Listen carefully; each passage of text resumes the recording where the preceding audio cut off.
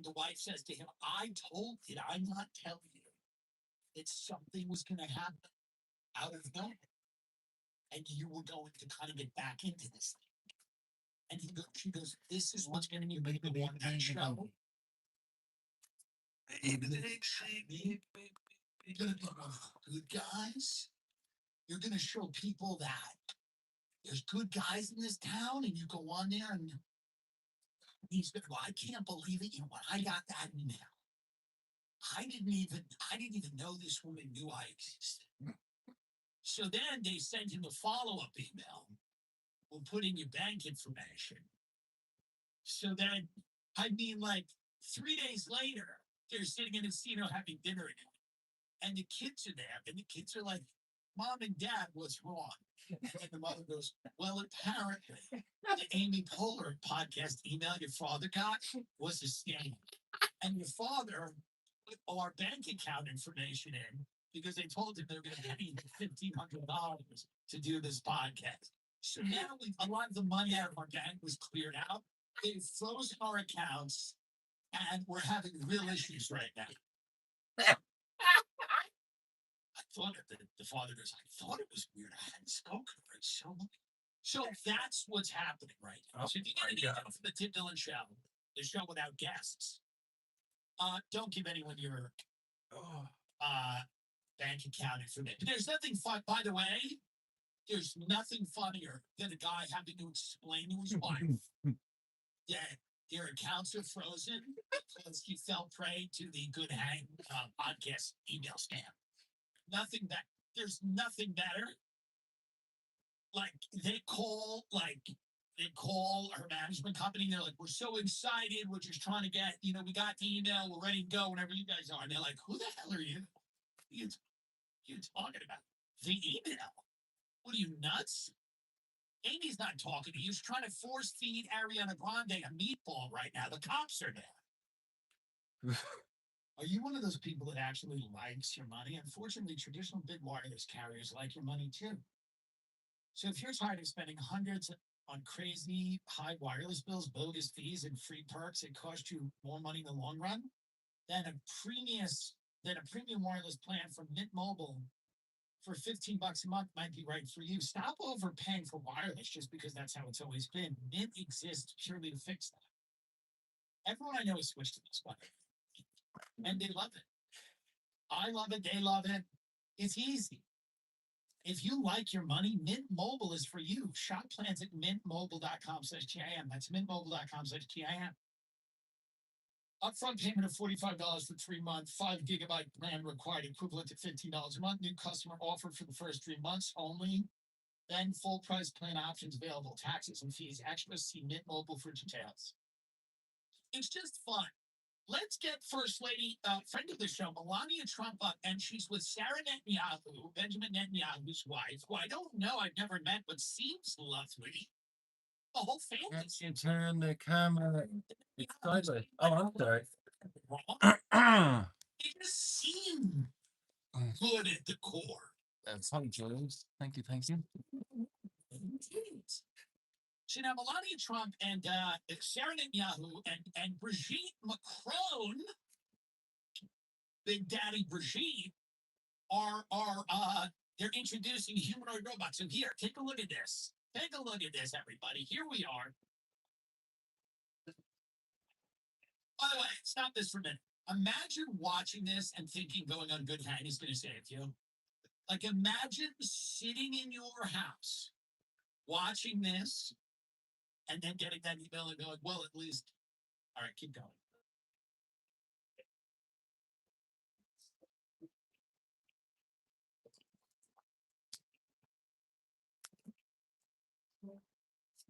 Unbelievable. Unbelievable. Here's what I like about Melania. Stop this for a minute. Here's what I like about Melania.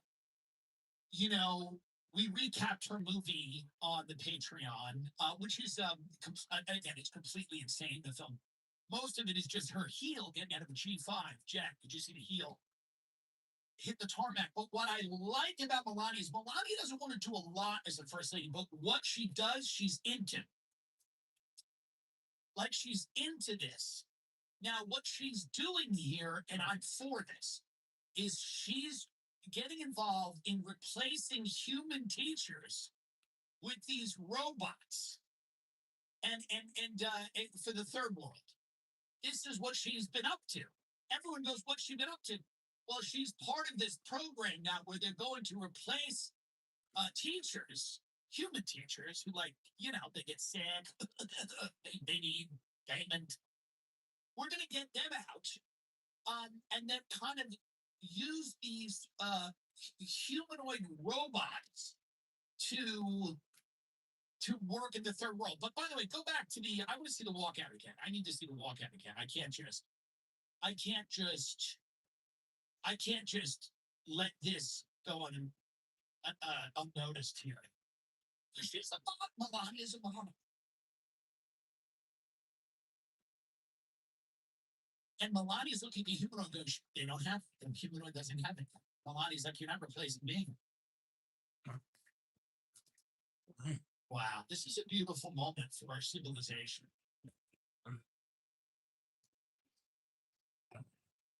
And then there's Brigitte. These are all the world leaders, the female world leaders, or the wives of the leaders, or husbands, or whatever, undefined.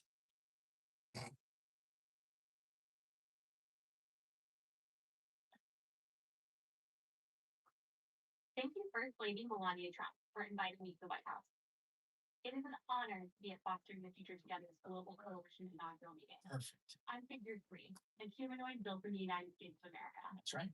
I am grateful to be part of this historic movement to empower children with technology and education.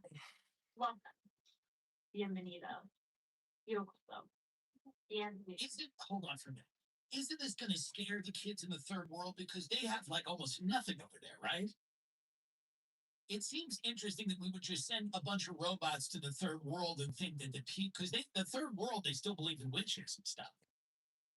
I mean, it's not like they even have like PlayStations, right? I mean, we're just sending. So it's odd to just send humanoid robots over to the third world and just imagine that they'll be like universally accepted and loved. One would imagine that people in the third world, especially children, maybe the children in the third world will think it's cool. I don't know. Because they always seem happy, the kids over there, from what obviously there are problems in the third world, obviously. But maybe the kids are going to be okay with it. But a lot of people, I think, are going to, because, by the way, I'm looking at comments from America in the first world, and people they don't love this. What people elected Trump for was what they elect most presidents for, which is their pocketbook. It's prosperity. It's having some extra money in the pocket. It's having some disposable income. It's being able to maintain a standard of living. They elected Trump because they felt they were losing ground, and they wanted to regain some ground, and they thought too many of the government resources were going to immigrants that had just got here, and that maybe the federal workforce being too fast, and that too many government resources were going to foreign wars. And those are perfectly reasonable reasons to elect somebody, by the way. However, what you've got is a ton of government resources going to a foreign war. And you've gotten a lot of government resources being poured into these AI programs and robotics programs that will only seemingly make people's lives in the near term harder, because they're going to lose their job if any of these people are to be believed, and they're going to have less money and less security because of these things. So a lot of people are not happy a little over a year into the Trump presidency to see the first lady walk out with a humanoid robot. But let's continue to hear the robot out, because I've never been for not letting people speak. Let's go. يوصف يبني بيت أهلا وسهلا Yes. طبعا مبسوطة Ooh. وبريمو بعيد Let's go from So now what the robot is doing, by the way, in every different language, is saying the word kill. Super Deutschland. Thank you.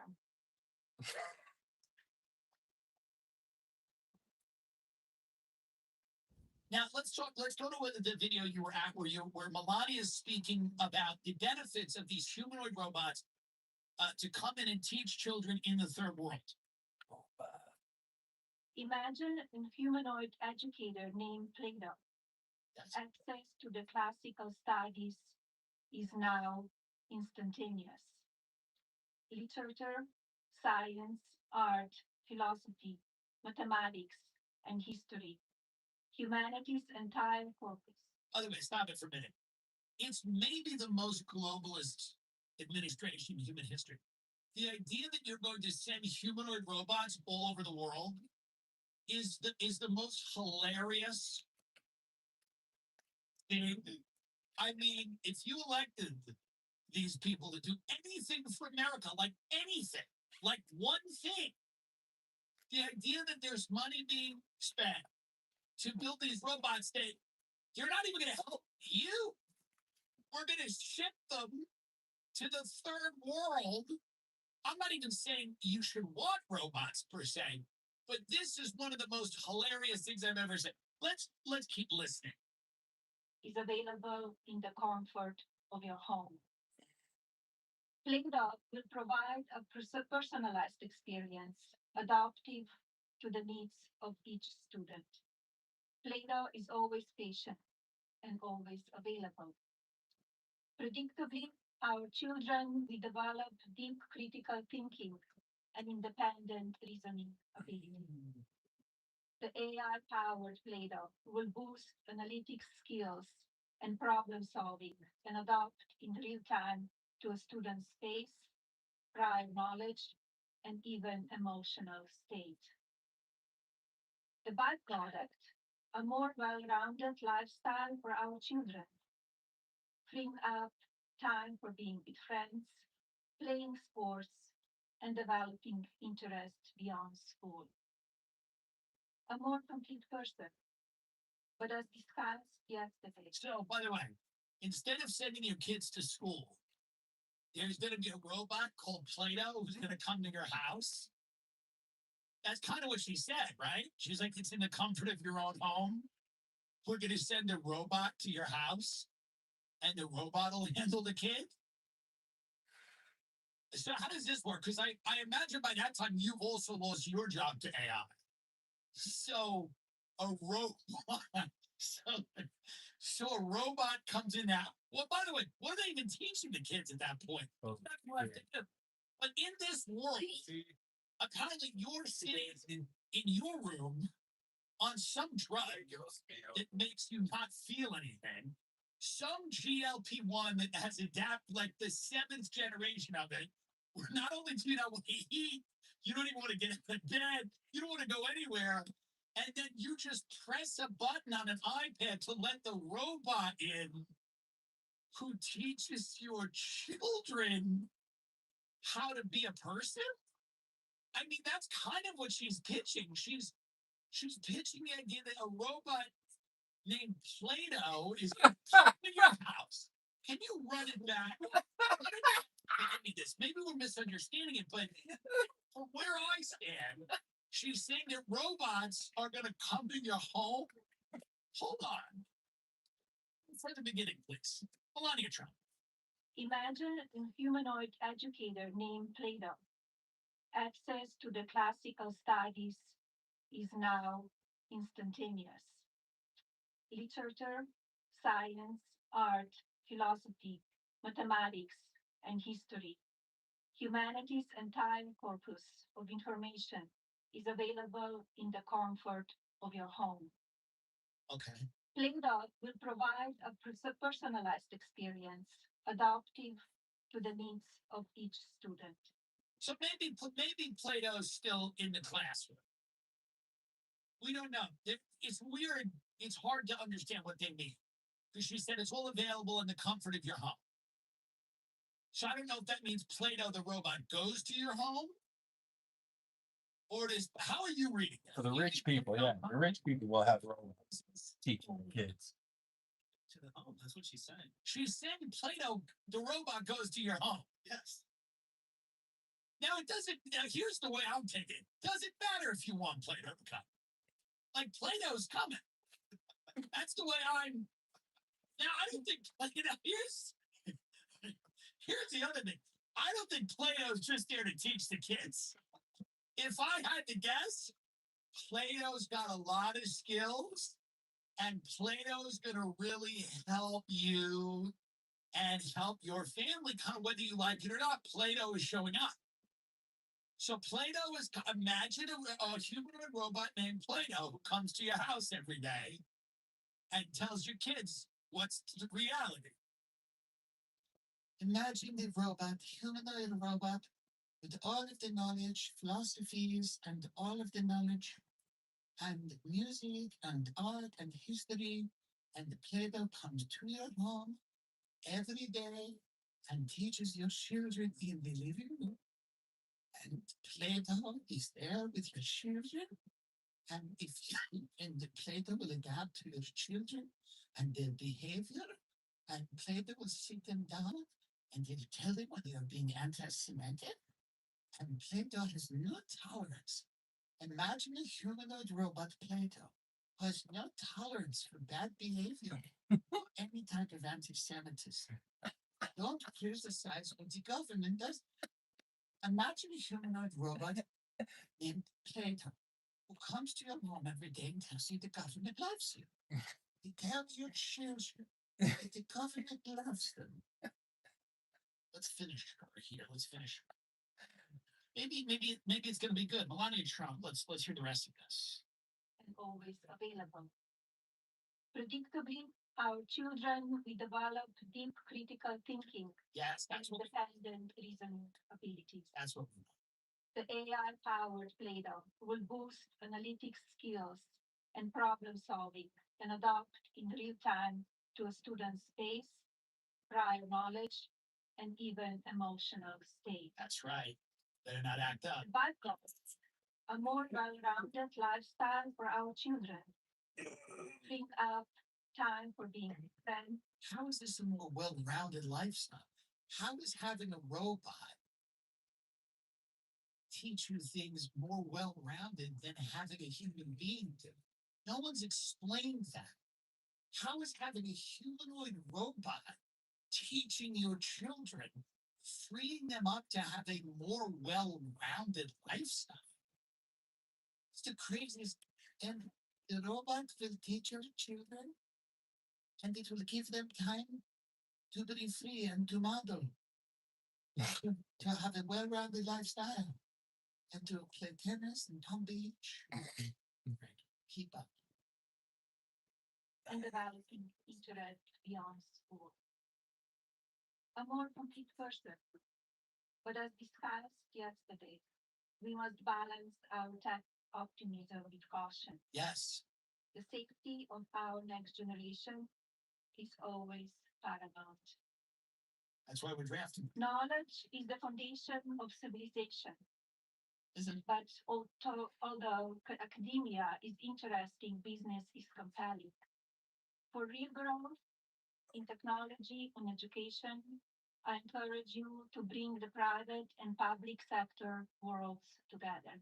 all right? Melania Trump, everyone, saying that a humanoid robot named Play-Doh will soon be at your house teaching your children. So, if you voted for that, you're very excited. If that's what you wanted, again, if that was something that you wanted, a robot at your house teaching your children, then that's pretty cool, I guess. I got a cashmere sweater from Quint. Everyone comes up to me, they go, "What is that?" It's beautiful. I go, "It's lightweight cashmere sweater, short sleeve Mongolian cashmere polos, linen bottoms and shorts, tees and 100% Pima, cotton and European jersey linen. These are the versatile pieces that make a wardrobe actually work season to season. The clothing is rated between 4.5 and 5 stars by thousands of people wearing it every day. And they only partner with factories that meet rigorous standards for craftsmanship and ethical production. That's important to me, by the way. I don't know if it's important to you, but it's important to me that if I'm wearing clothes, that it's ethical in the factory. Because you know what's going on in a lot of these factories? Things you wouldn't believe. No, literally. In other countries, there are factories where people are chained to things and they can't use the bathroom. Like on our planet, that's going on. People are treated modern day slavery. People are beaten when they ask to use the bathroom. They're beaten in front of their children who also work at the factory. Entire towns go to a factory and are not able to use the bathroom and are beaten when they ask to use the restroom. It is psychotic. So one of my favorite things about Quint's is that they're not doing that shit. Everyone in the Quint's factory plant is doing good. That's important to me. It is. And it should be important to do. There's a lot of people out there that just don't care if someone in a factory who's making their sweater is getting hit with a stick. Oh, yeah, that's the reality. Stop overcomplicating your wardrobe. You don't need a closet full of options. You need a few pieces that actually work. Right now, go to quints.com/TIM for free shipping and 365-day returns. That's a full year to build your wardrobe and love it, and you will. Now available at Canada too. Don't stop settling for clothes that don't last. Go to QUINCE.com/TIM for free shipping and 365-day returns. Quints.com/TIM. Isn't it alarming the amount of money you spent with DoorDash? Well, I just found something out about DoorDash that's more alarming. There are serious allegations coming out that the app may have tracked your precise location and shared it with third-party companies without your consent. And those companies may have improperly used the information for their own commercial purposes. This is a big fucking deal. This is a big deal. Wake up, my mother's dead. Oh. If my mother were alive to see this, let me tell you right now, if I had to explain to my mother that DoorDash shared her precise location with a third party without her expressed consent, she'd be so fucked up over that. And I'm glad she's dead. I look at people with happy mothers and happy families, and that seems nice too. But they have to go and explain this to their mother and say, "Mom, get in here. Remember when I ordered those gyros? Well, DoorDash shared our exact location. Not a rough estimate. Exactly where we are with a third-party vendor." And when I see that people are doing that, I'm glad my mother's in the ground. So I don't have to explain to her what the hell we've created here on this planet. If you've used the DoorDash app between 2020 and 2025, you qualify for a claim, you may be entitled to compensation. You can easily check to see if you qualify by going to forthepeople.com/Jim Dillon or click the link in the description below. What is this? I'm encouraging people to use DoorDash.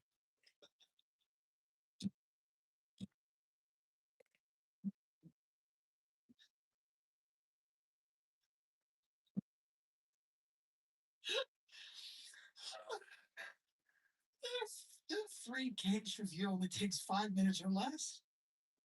That's FORthepeople.com/TIM Dillon, Tim Dillon. This is I guess let's get in on this. I'll sue DoorDash. Is that what we'll do today? We're suing advertisement. Let's check in on the Iran war because, by the way, I keep getting the war's over. And then they're like, another aircraft carrier is being deployed. And you're like, we're invading Park Island. And then they're like, no, we're not. So I don't know what the fuck's going on. Iran, when was this? Iran rejects, is this from this morning? Now, This was from Thursday, I believe. Iran is rejecting the U.S. peace plan. So Iran, I mean, and maybe something's changed, but Iran right now is not hip to this peace plan. Iran wants guarantees, like you're not going to attack us or blow us up, or Israel, can't fabricate intelligence that we're doing something we're not, and Iran said it rejected a U.S. ceasefire proposal to maintain attacks on Israel and the Gulf Arab states, delivering a blow to Washington's efforts to end the war that's wreaked havoc. But Marco Rubio recently said this thing will be over in a couple of weeks. So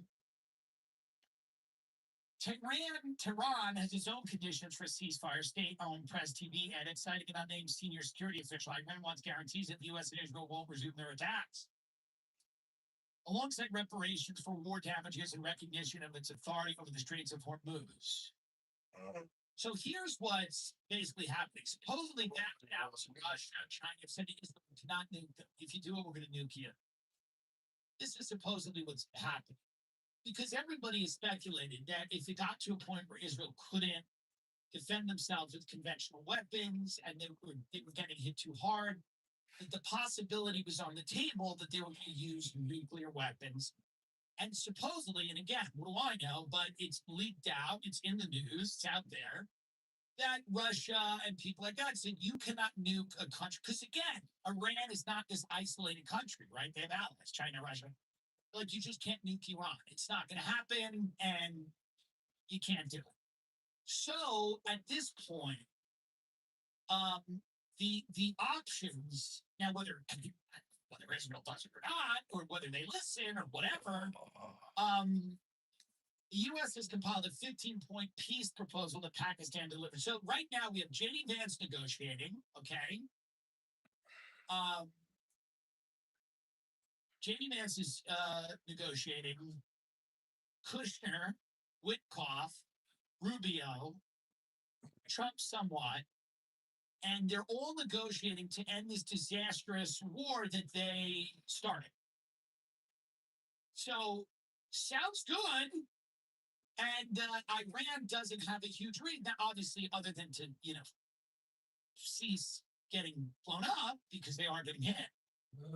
Iran right now has shown a tremendous ability to withstand the onslaught of the U.S. and Israel without their regime collapsing.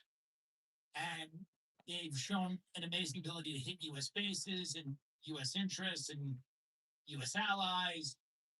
And it's amazed a lot of people.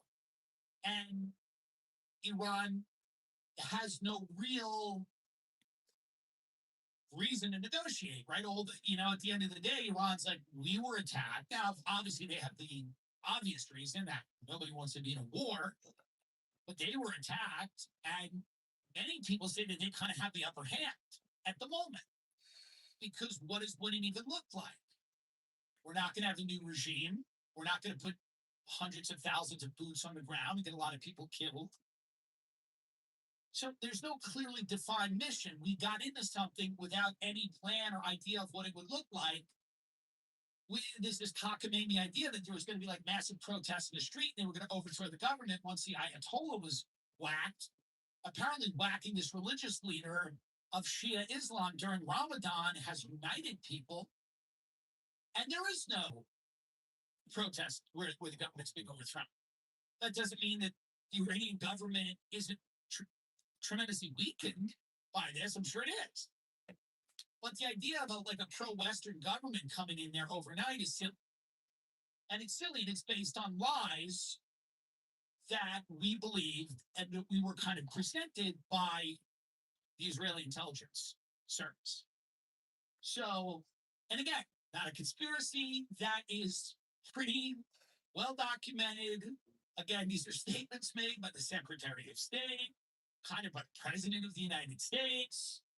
These are not, the National Counterintelligence. I'm sorry, the National Intelligence. The Deputy Director just resigned and said this. Now, maybe, listen, Joe Kent's probably trying to be the VP or the President. He has political reasons to say what he's saying, but I don't know. It doesn't, is he making all of this up? Is it completely fabricated? And if it is, bring charges against him. I mean, we're in the middle of a war. If he's completely making all of it up, no, it seems pretty obvious we got hosed a little bit. We were shown intelligence, and the validity of it is in question. And the idea that the Iranian regime was going to fall was, again, intelligence that we did not have. It was given to us, and we believed it, and we launched a war on those pretenses. And we also launched a war on the pretenses that Iran was trying to kill the president of the United States, and that Iran was also very close to having a nuclear bomb, essentially, that they were enriching weapons-grade uranium way above the level needed for peaceful uses, and that they're about to have a bomb. And this was all intelligence that is, because I don't think most people understand what intelligence is, but we all actually use, it's the same thing in your life. Did you hear what Becky said about that? Did you hear what she said? Well, actually, what intelligence is, obviously there's satellite intelligence, there's a lot of high-tech intelligence, which is used in targeting and everything else, and troop movements, and, we all have some understanding of that. But human intelligence, which again, the Mossad is amazing at, the CIA is pretty damn good at, human intelligence where you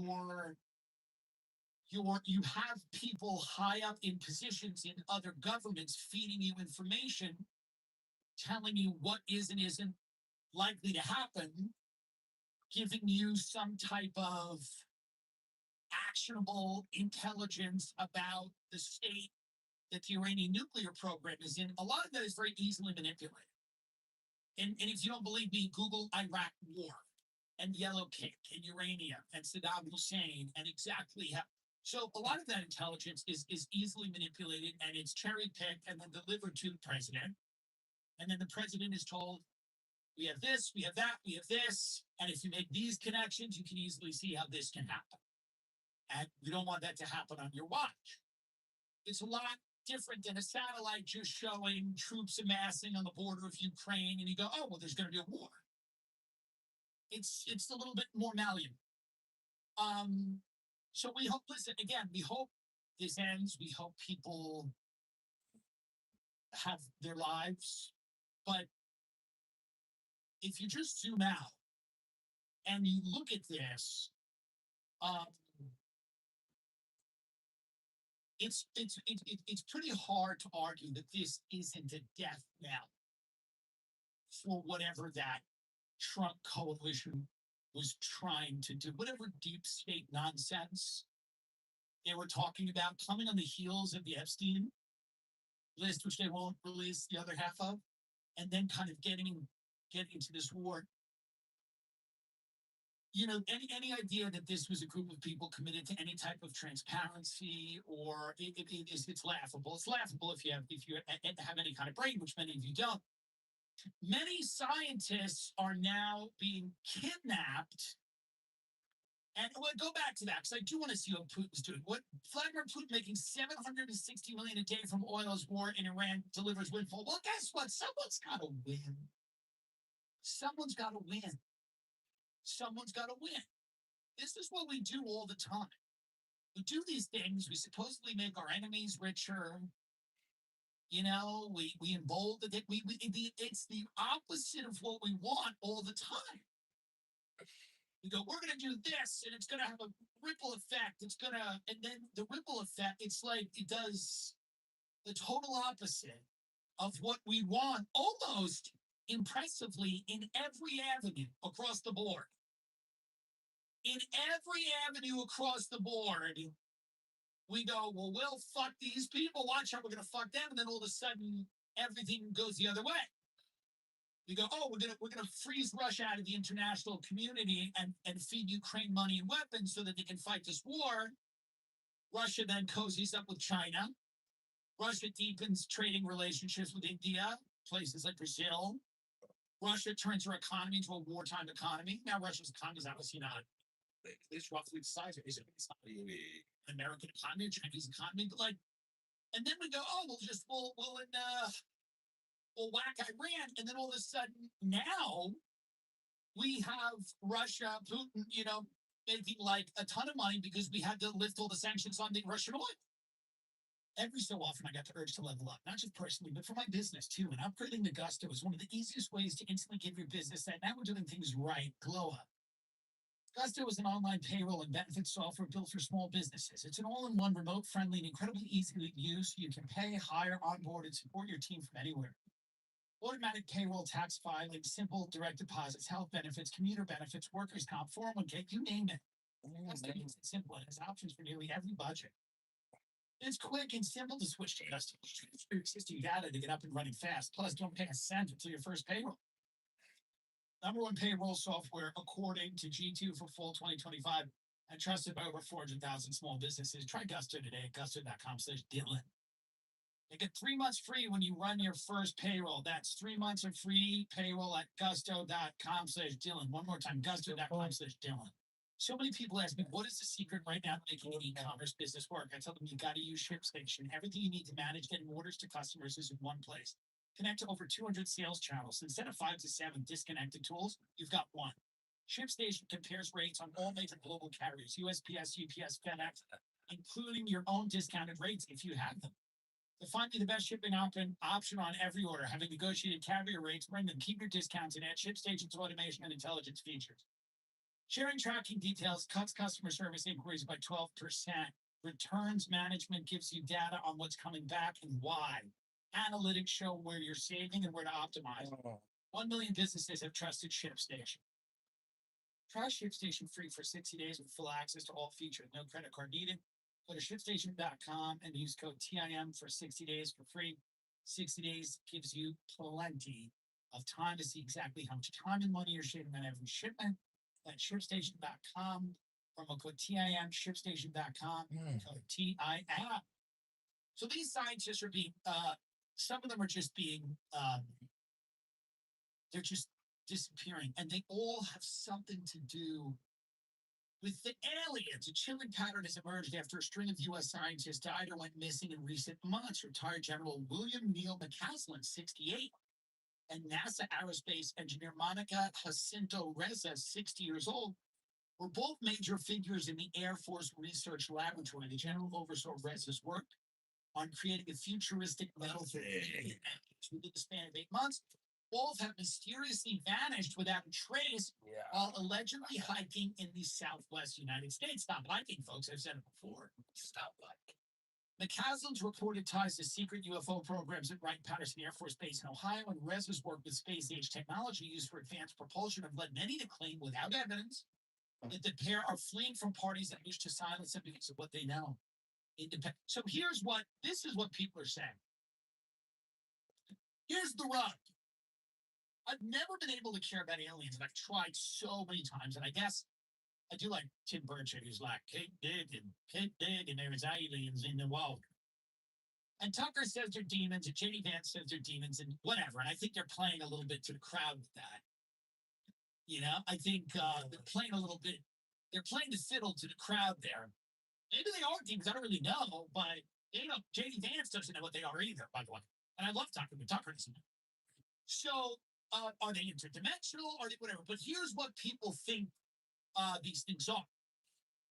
Well, or not these things are. Here's what people think this whole thing is. That there is a secret, get ready, race to develop alien technology from craft that has been downed.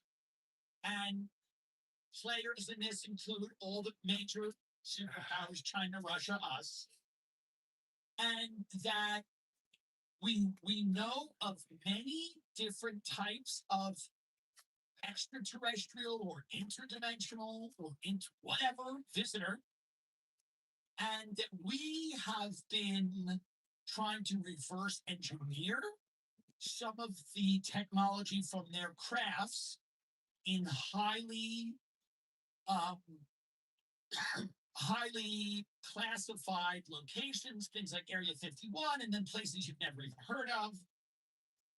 Congressman Burchett specifically noted that McCaskey's disappearance was a major national security issue, claiming the general not only possessed some of America's nuclear secrets, but also worked with recovered UFO technology housed in Ohio. So this is what, right, the general had previously led the Air Force Research Laboratory at Wright-Patterson, which was rumored to hold extraterrestrial debris from 1947 Roswell UFO crash. So here's what we got. We got a bunch of scientists working on highly classified projects with downed UFO craft to try to reverse engineer that technology, supposedly. And now they are going disappearing. And who is doing it? Is it Chinese people? Is it the Chinese government? Is it Russia? Is it whatever? So now, here's what's interesting about it. I had a Keep on rocking in the free world. If you like me here, love me everywhere else, and I'll see you again soon. Thank you very much.